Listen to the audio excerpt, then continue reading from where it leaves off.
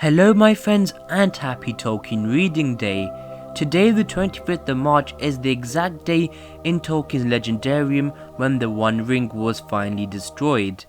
This year's theme for Tolkien reading day is hope and courage, and today we will be discussing the downfall of Númenor, the most catastrophic event in the Second Age. Before we go any further, I would like to say that I am doing this in collaboration with other YouTubers and in a Tolkien Reading Day playlist which is being hosted by Voice of Geekdom, and all of their links will be in the description below.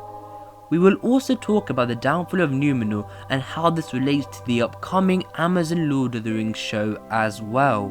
Now, you may be wondering, why is the most catastrophic and climactic event in the Second Age related to the theme of today's video, which is hope and courage? Well, that is mostly got to do with the aftermath of the sinking of the island of Númenor. But without further ado, let's get right into it.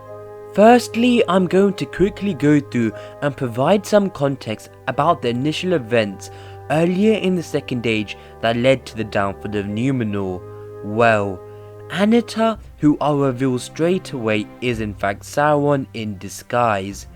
And Sauron was growing his power through the beginning years and centuries of the Second Age, and often had conflicts with Númenor. Originally, he grew his power in the east of Middle-earth until the year 1200 of the Second Age, where Annatar, aka Sauron, went to Originz and deceived the elves and Akallabeth, and then created the Rings of Power and then eventually the One Ring. Soon after this event, Sauron attacked and fully destroyed the realm of Originz, devastating the elven cities and lands. Once he had killed Akallabeth, the Lord of Originz, Middle-earth was in a state of crisis. Until Tar-Minastir, the king of Númenor, sent a massive fleet of Númenorians to help push back Sauron's immense forces in the year 1700 of the Second Age. Finally, a mighty battle took place called the Battle of the Gwathlo, and the Númenorians and Middle-earth prevailed. So, in the end, Sauron was defeated and he had to retreat. So, I hope that has given enough context to the prior events. Now let's begin the direct tale of the fall of Númenor. As mentioned earlier, Sauron retreated and in fact back to Mordor to rebuild his strength and armies. However, for the Númenorians, they had the taste of victory still in their cups after coming to rescue Middle-earth. Well, they didn't leave straight away and instead began establishing settlements along the coasts of Middle-earth and oppressed the men that dwelled there. During this time, many of the Númenorians spoke openly against the immortality of the elves and the ban of the Valar, which meant that the Númenorians couldn't sail west of Númenor and see Valinor and the coast of the Undying Lands, unlike the elves who were able to do this and have immortal life, so therefore they were quite envious of the elves in Middle-earth. This anger and unrest continued to grow, to the point where emissaries and spokespeople of Valar came all the way to Númenor from Valinor to remind them that death was not given as a punishment but as a gift. The Valar worried that the lasting effects of Morgoth, the first Dark Lord, was corrupting the Númenorians and their hearts. Still, this reminder by the Valar did not tide well with the Númenorians, and in Númenor this politically resulted in two factions: the King's men, who were loyal to the king and openly against the Valar, and then the faithful, who remained true to their friendship with the Eldar and loyalty to the Valar as well. This was the beginning of the end of Númenor, as Númenor continued to grow in might and glory, but their people became more detached from the Valar. Now, here is where things get even more interesting. Back in Mordor, Sauron had recuperated and gained some of his former strength, so much so that he started attacking and launching offensives on the Númenorian ports and coastal towns along the coast of Middle-earth. During these attacks, Sauron was renowned as quote, Lord of the Earth and quote, King of Men. After trying to trick and deceive the elves, Sauron instead decided to go for the second-born, as he saw that they were much easier to corrupt than the elves, and the second-born being in fact the men. In Númenor, the king Ar-Pharazôn and the proud and now wealthy Númenorians, after hearing the news that in Middle-earth someone was claiming to be quote, the Lord of the Earth and King of Men, Ar-Pharazôn, who was mightily angered by this, sent an enormous and staggering military force to deal with Sauron once and for all. This force was so great and powerful that soon, when they began their exchange with Sauron's forces fled, and Sauron, now knowing that he could not beat the Númenorian forces, tactically gave himself up and begged for mercy. This is tactical, as remember earlier on I mentioned that Sauron saw the men as more deceivable than the elves. Ar-Pharazôn of course complied and took Sauron as prisoner, back to Númenor where he would be locked up for many centuries. Back in Númenor, Sauron was locked up and it seemed that finally he was defeated and that there was no way out for him this time. However, Sauron slowly started to persuade some members and gradually started to gain influence with some Númenorians. With his excellent persuasion and cunningness, he talked his way out of imprisonment and slowly rose from prisoner to the advisor of the king of Númenor, Ar-Pharazôn. This is where his true corruption began, as remember, Sauron, an outcast Maya and a former servant of Morgoth, the greatest Dark Lord, hated the Valar and Valinor with a passion. He gained the trust of Ar-Pharazôn and became his closest advisor. With this political advantage, Sauron started convincing many Númenorians and key officials to worship Morgoth, and soon he began a following of Morgoth worshippers, and many rituals and sacrifices were done in the first Dark Lord's name. For Númenor, during the time that Sauron was advisor to the king, Númenor prospered, but in all the wrong ways, as the men in Middle-earth were hunted and enslaved and were then brought back to these Morgoth worshipping temples to be slain cruelly. Also, in the capital of Númenor, Armenelos, a mighty temple was built and a fire made from the white tree of Nimloth, which was cut down by these worshippers, and its wood was used to light the fire. Sauron's plan was working, and he was correct that men were much easier to deceive than the elves. However, some did not take part in this cruelty and defamation of all that was good in Númenor, and these were the faithful, and their leader was Amandil, who was the lord of Andunai, and he left the capital and now resided in Romena, which was the main seaport of Númenor, and it was situated on its east coast, through which much of the traffic with the old lands of Middle-earth passed through. He also asked many of the faithful to follow him to Romena once he had seen the influence and power of Sauron and his corruption in Númenor. But back to Sauron. The king Ar-Pharazôn, now quite old, with death now looming over him, was convinced by Sauron to launch a direct attack upon the Valar and seize the Undying Lands and take immortality by force, effectively breaking the ban of the Valar, which didn't let the Númenorians sail westward and step foot on their land. Therefore, in the year 3310 of the Second Age, the preparations of a great Númenorian armada and force begun. Elsewhere, Amandil and the faithful had heard of what the king's intentions were and were devastated knowing that this would mean the end and destruction of Númenor once and for all.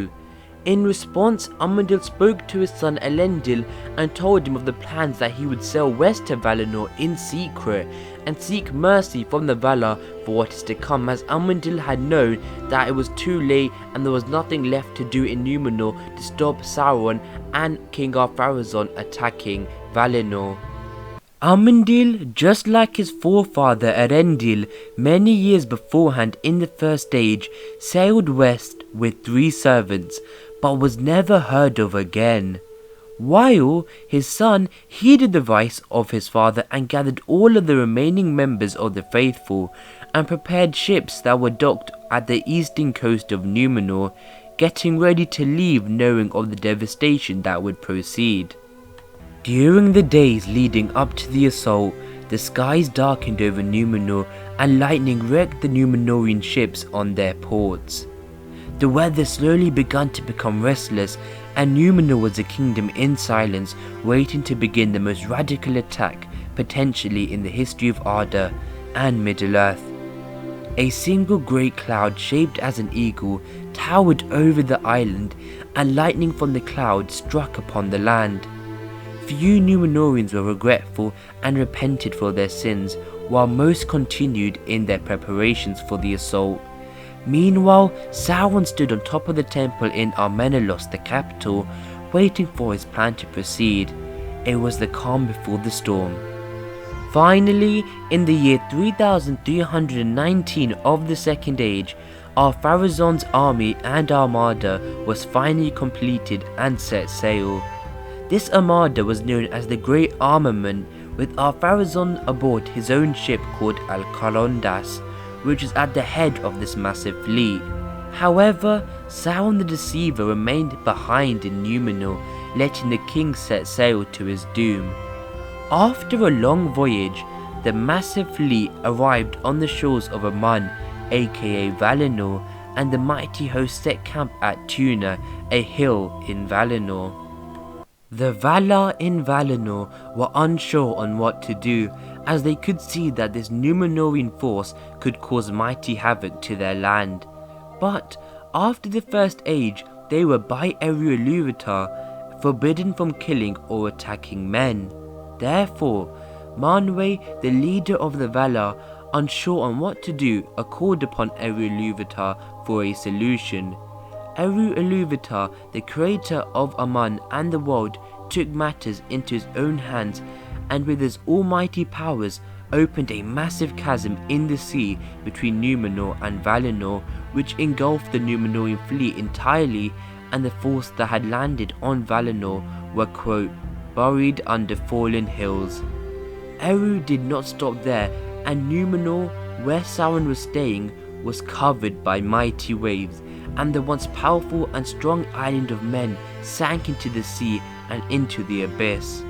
The remaining inhabitants on the island were killed, including the physical body of Sauron, which is why he was never again able to return to his fair form and instead was now a spirit. Sauron was defeated again, but this time taking the mightiest realm of men of all time in Arda down with him.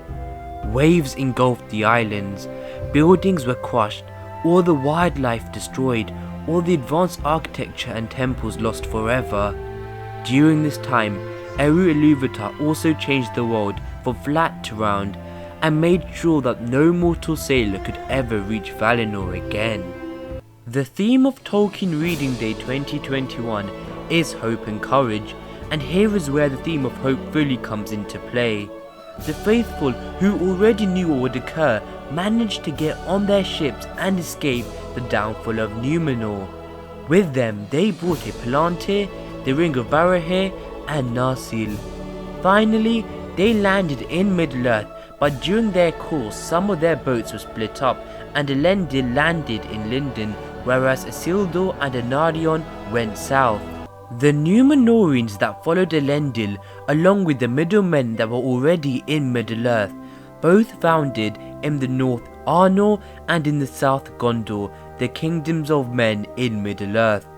The culture of Númenor persevered in the new kingdoms as well. However, until the end of time, the sadness of the loss of their island home always remained in their hearts. and of the descendants of the Númenorians all the way late into the Third Age, hoping that one day men could return to their former glory. The king's men that survived, with some already being in Middle-earth before the downfall of Númenor, solidified the havens of Umbar and became known as the Black Númenorians. The message of hope here is that even though the faithful knew that Númenor was doomed and that the actions of Ar-Pharazôn and Sauron would lead to destruction, they still persevered and remained hopeful that one day the race of men would return to the former glory of Númenor. The fact that the king's men were killed in the downfall of Númenor and the king himself with his fleet sunk near Valinor along with Sauron's body being destroyed, but the faithful Elendil, Isildur, Anarion, etc. all were able to sail away from the catastrophe and keep the hope for men as they were not corrupted by Sauron and his deceptions. Hope was also restored through the creation of Arnor and Gondor by the faithful, as they would be the new kingdoms of men into the late Third Age. The actions by the faithful and the sacrifice of Amandil, Elendil, Isildur, etc. ultimately paid off in the Fourth Age, and the crowning of King Elisar II, and the creation of the reunited kingdom, potentially the first time since Númenor that the race of men was at its might. Regarding the Amazon Lord of the Rings show, I really hope that we do see the downfall of Númenor, as it would be great to see a live on-screen adaptation of one of Tolkien's most symbolic events in his mythological world. The thing is, will we see the downfall of Númenor in this show, or the potential spin-off and the events of the downfall, which is at the end of the Third Age, might be a bit too far down the timeline for Amazon to cover in their current show, unless there are time jumps or the storyline and age is compressed. But that wraps up today's lore video and special for Tolkien Reading Day 2021. I hope you enjoyed, and if you did, please let me know in the comments below. Would you like to see the fall of Númenor in the Amazon show? But thank you guys for watching, I really appreciate it. Please like and subscribe. But until the next video my friends, goodbye.